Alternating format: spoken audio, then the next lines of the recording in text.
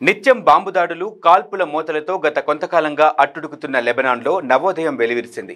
America మధ్యవర్తిత్వంతో Hezbollah ముష్కరులు, Israel మధ్య ఎట్టకేలకు కుదిరిన కాల్పుల విరమణ ఒప్పందం బుధవారం తెల్లవారుజాము నుంచి అమల్లోకి వచ్చింది. ఫలితంగా లెబనాన్లో ప్రశాంత వాతావరణం కనిపించింది.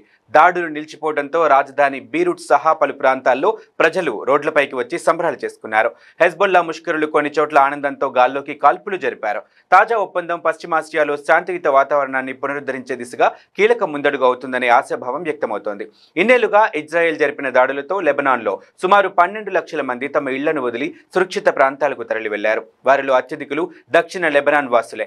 కాల్పుల విరమణ ఒప్పందం నేపథ్యంలో వారు తిరిగి తమ స్వస్థలాలకు పయనమవుతున్నారు. కాల్పుల విరమణ ఒప్పందం ఎన్నాళ్లు అమల్లో ఉంటుందనేది హెజ్బొల్లాపైనే ఆధారపడి ఉంటుందని ఇజ్రాయెల్ ప్రధానమంత్రి బెంజమిన్ నెతన్యాహు పేర్కొన్నారు.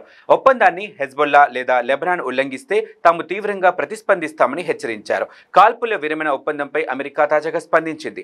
ఇజ్రాయెల్, హమాస్ మధ్య 14 నెలల కిందట మొదలైన యుద్ధం ముగియడానికి కీలక ముందడుగుగా ఈ ఒప్పందాన్ని అధ్యక్షుడు జో బైడెన్ అభివర్ణించారు. తాజా ఒప్పందం ప్రకారం లెబనాన్ నుంచి ఇజ్రాయెల్ 16 రోజుల్లో తమ బలగాలను ఉపసంహరించుకుంటుందని తెలిపారు.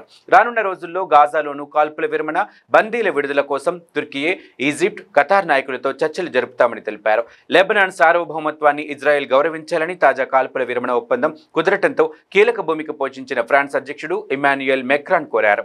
కాల్పుల విరమణ ఒప్పందాన్ని ఐక్యరాజ్య సమితి సెక్రటరీ జనరల్ ఆంటోనియో గుటెరస్ హర్షం వ్యక్తం చేశారు. కాల్పుల విరమణ ఒప్పందాన్ని భారత్ తాజాగా స్వాగతించింది. తాజా పరిణామాల పశ్చిమాసియాలో శాంతి, స్థిరత్వానికి దారితీస్తాయని ఆశిస్తున్నట్లుగా విదేశీ వ్యవహారాల శాఖ ఒక ప్రకటనలో పేర్కొంది. గాజాలో మాత్రం ఇజ్రాయెల్ ఇంకా శాంతించలేదు. మంగళవారం రాత్రి గాజా నగరంలో ఆ దేశ బలగాలు జరిపిన దాడుల్లో 11 మంది ప్రాణాలు కోల్పోయారు. మృతుల్లో 4 చిన్నారులు ఉన్నారు. గాజాపై 14 నెలలుగా ఇజ్రాయెల్ చేస్తున్న దాడుల్లో ఇప్పటిదాకా 44,000 మందికి పైగా మరణించారు.